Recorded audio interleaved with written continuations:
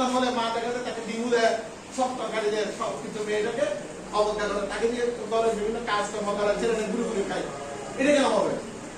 সেই তো মানুষ, তার কাছে তো বোধ শক্তি আছে, এইগুলো আমাদেরকে ভুলে যেতে হবে, তাকে উঠে গিয়ে আনতে হবে, পিছনে তাকা যাবে না।